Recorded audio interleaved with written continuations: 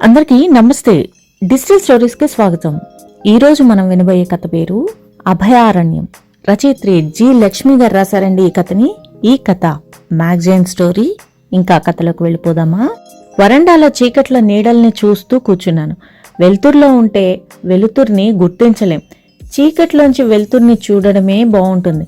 పైగా మనం చీకట్లో ఉన్నామన్న స్పృహ ఉండదు. చీకటి కంటికి అదనపు చూపునిస్తుంది. రోడ్డు మీద పోయే వెలుతురుని దండల్ని చూస్తూ కూర్చుంటే కాలం తెలియలేదు. ఏంటన్నా లైట్ వేసుకోకుండా ఇంత చీకట్లో? వరండాలో వెలుతురు చప్పుడు. అంత వెలుతురికి కళ్ళు చెదిరినాయి. సూపర్ బజార్కి వెళ్ళినట్టున్నారు. 2 చేతులతో ప్యాకెట్లతో లోపలికి వచ్చారు సిద్ధార్థ, విభ. ఇద్దరి మొహాలు ప్రసన్నంగా ఉన్నాయి. అంటే ఈ రోజుకి ఇంకా పర్వాలేదు. కానీ అలా అనుకోవడానికి లేదు. నిద్రపోవడానికి ఇంకా 3 గంటల టైం ఉంది. అందులో 2 నిమిషాలు చాలు ఆ ప్రసన్నత చెదిరిపోవడానికి, ఇల్లు మూగపోవడానికి. వాళ్ళు ఏ రోజు ఎందుకు హుషారుగా ఉంటారో, ఎందుకు మొహం ముడుచుకుంటారో ఇన్ని రోజులుగా చూస్తున్నా నాకు అంతుపట్టలేదు. విభా, వంట సంగతి ఏంటి? నాకిప్పుడు వంట చేసే ఓపిక లేదు బాబు. ఈ స్నాక్స్ ఏమన్నా తినేసి పాలు తాగేద్దాం. మరి నాన్న? బయట నుంచి ఏదో ఒకటి తెచ్చేద్దు. రోజు అంతే అవుతోంది. ఇంట్లోనే ఏమన్నా చేద్దామా? Please please Siddhu, I'm deadly tired. అసలు తినే ఓపిక కూడా లేదు. నిద్ర వచ్చేస్తుంది. సరే బయటే తెస్తాలే. సిద్ధు గొంతులో నిస్సహాయపు అలసట. బయట నుంచి ఇప్పుడే అలసిపోయి వచ్చాడు వాడు. ఇప్పుడు నా కోసం మళ్ళీ బయటికి. కానీ వాళ్ల సంభాషణలో జోక్యం చేసుకునే అంత చనువు లేదు. అలా అని వాళ్ళు ఇబ్బంది పడుతుంటే చూస్తూ ఊరుకునే నిబ్బరమూ లేదు. సిద్ధు, నాకు అంత ఆకలిగా లేదురా, కొంచెం మజ్జిగ తాగేస్తాను చెప్పులేసుకుంటున్న సిద్ధుతో బెరుకు పెరుగ్గానే అన్నాను. అబ్బా ఊరుకోనానా, నువ్వొకడవి నా ప్రాణానికి, విసుగ్గా అంటూ బయటికి వెళ్ళిపోయాడు సిద్ధు. మనసు చివుక్కుమనిపించింది. కానీ వాడి గొంతులోది నా మీద విసుగు కాదు, నాకు ఏదీ సరిగ్గా అమర్చి పెట్టలేకపోతున్నాను అన్న నిస్సహాయత. పొద్దున్నే ఏ టిఫినో చేసుకోవడం, 8 కల్లా ఆఫీసులకి పరిగెత్తడం, రాత్రికి వస్తూ ఏ బిర్యానీనో పిజ్జానో నూడిల్సో తెచ్చుకొని చెరికాస్తా తినేసి పడుకోవడం వాళ్ళ అలవాటు. నేను వచ్చే వరకు వాళ్ళకి అట్లాగే సాగింది. ఊళ్ళో ఒక్కడవే ఎందుకు ఇక్కడికి వచ్చే నాన్న అని సిద్ధు పట్టుబట్టి ఇక్కడికి తీసుకొచ్చాడు.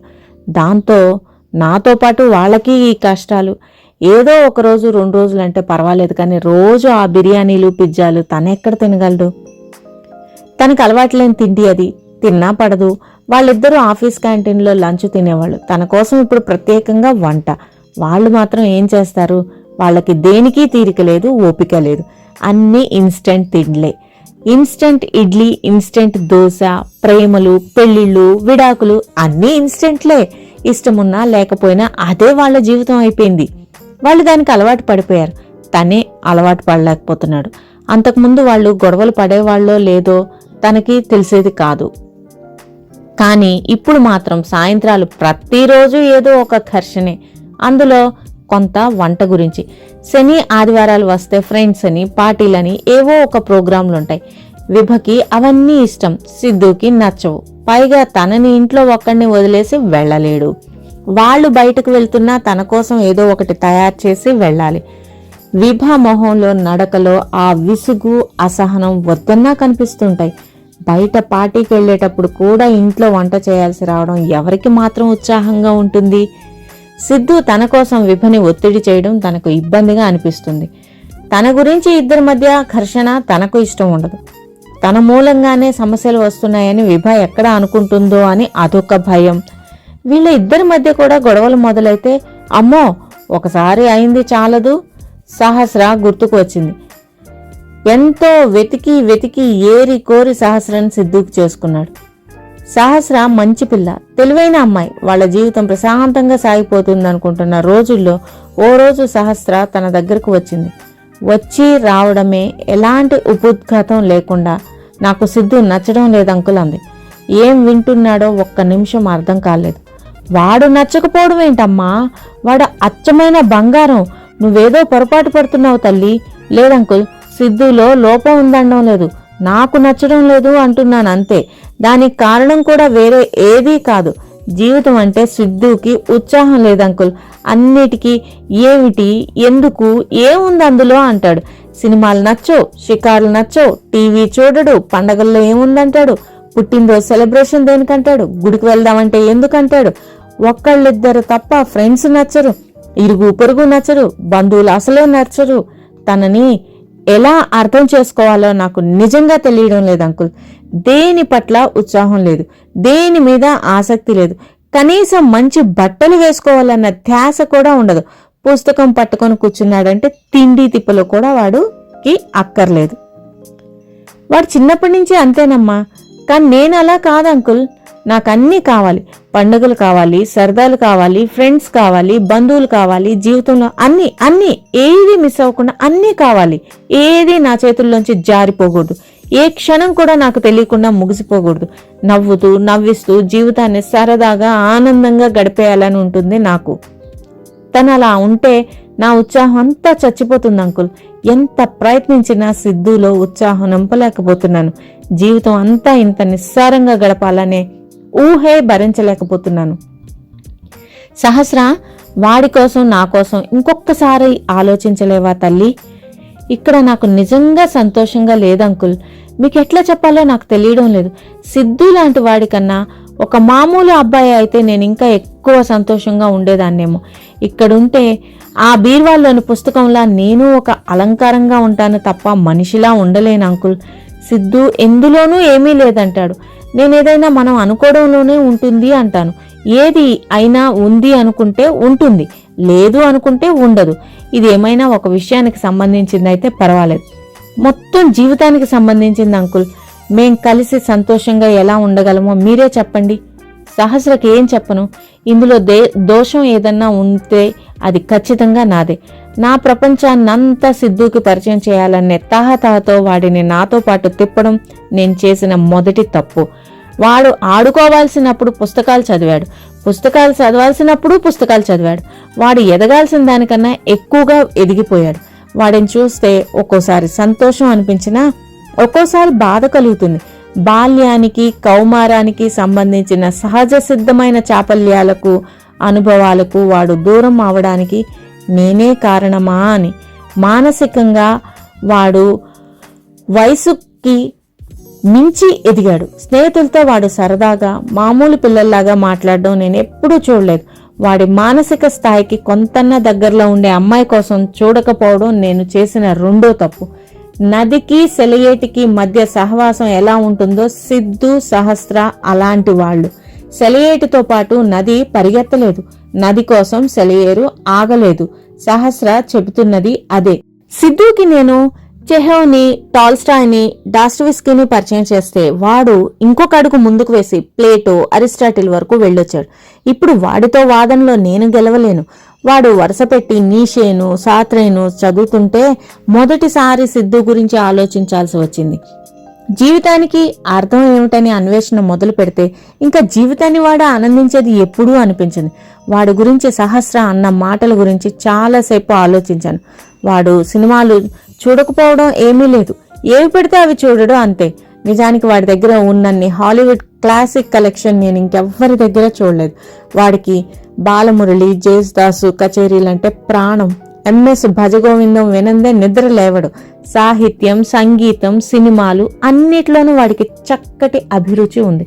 సహస్రకి వాడికి మధ్య కొంత కల్చరల్ గ్యాప్ ఉండొచ్చని అనుకున్నాను, కానీ అది ఇంతవరకు వస్తుందనుకోలేదు. ఇక పుట్టినరోజులు, పండుగలు, గుళ్ళు, గోపురాలకు వెళ్లడం అంటే సిద్ధు మొదటి నుండి వాటికి అతీతంగానే ఉండేవాడు.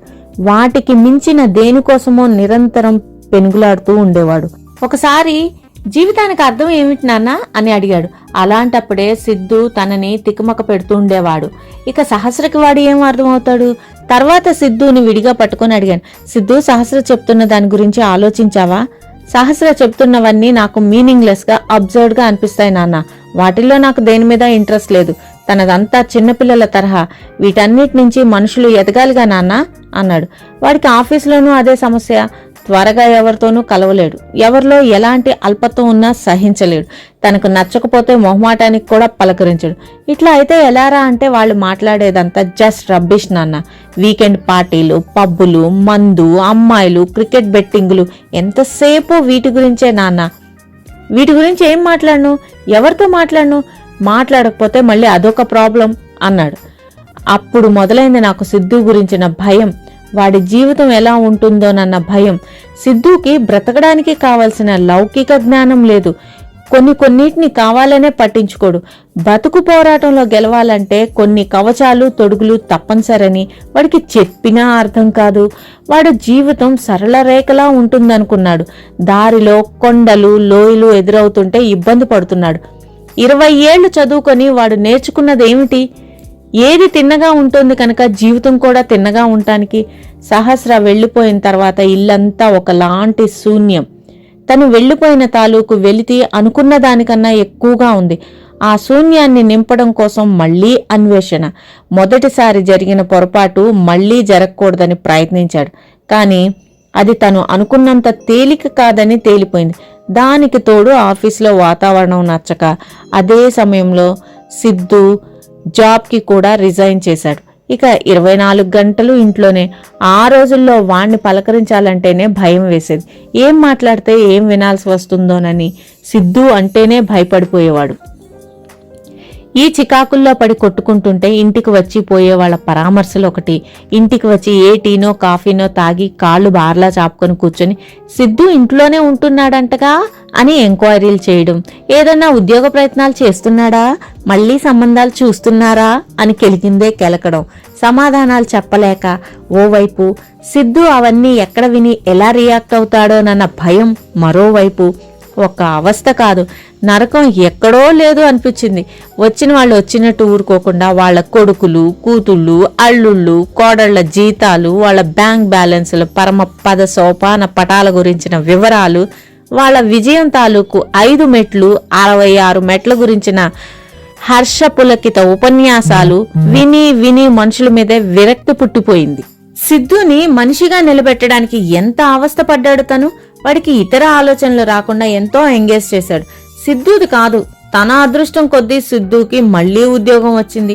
ఆ తర్వాత అందులో పనిచేస్తున్న విభ వాడి జీవితంలోకి వచ్చింది. అయినా సిద్ధు గురించి తన భయం తనదే. చరిత్ర పునరావృతమైతే అందుకే విభా మొహంలో కోపం, అప్రసన్నత కనిపిస్తే తనకు కాళ్ళు చేతులు ఆడవు. విభ నవ్వితే పండుగ. ఒక్కగానొక్క కొడుకు సుఖ సంతోషాలే ప్రాణంగా బ్రతుకుతున్న ఓ తండ్రి అంతకన్నా కోరుకునేది ఏముంది? కానీ ఎక్కడో ఏదో అపశృతి. ఇద్దరి మధ్య కనిపించినట్లు ఏదో తెర. సిద్ధు మొహంలో అది కనిపిస్తోంది. ఏంటని అడిగే ధైర్యం లేదు. చెబితే వీటిని తట్టుకునే శక్తి లేదు. లోపం విభతి కూడా అయి ఉండకపోవచ్చు. సిద్ధులో నిరంతరం జరిగే సంఘర్షణ వాడిని కుదురుగా నిలవనివ్వడం లేదేమో అనిపిస్తుంది. నాన్నా, ఇక్కడున్నావా? చీకట్లోంచి సిద్ధు గొంతు. కింద ఊపిరి ఆడినట్లుగా అనిపించిందిరా. కాసేపు చల్లగాలి తగులుతుందని. నాకు ఊపిరి ఆడడం లేదు నాన్న, అంతా సఫకేటింగ్ గా ఉంది. ఉక్కిరి బిక్కిరి అయిపోతున్నాను. జీవితం, ఉద్యోగం అన్నిటిలో ఏదో సఫకేషన్. ఎక్కడా స్థిమితం దొరకడం లేదు. అశాంతిగా ఉంది, అనీజీగా ఉంది నాన్న. ఒక్క నిమిషం మాట్లాడలేకపోయాను. ఏమైందిరా సిద్ధు? ఎలా అడిగానో నాకే తెలీదు. పుట్టడం, చదువుకొని ఉద్యోగం చేయడం, పెళ్లి, పిల్లలు, మళ్ళీ ఆ పిల్లల చదువులు, ఉద్యోగాలు, ఆ పిల్లల పెళ్లిళ్ళు, మళ్ళీ వాళ్ళ చదువులు, ఉద్యోగాలు, పెళ్లి. ఇదేనా నాన్న జీవితం? ఇలాంటి జీవితానికి అర్థం ఉందంటావా?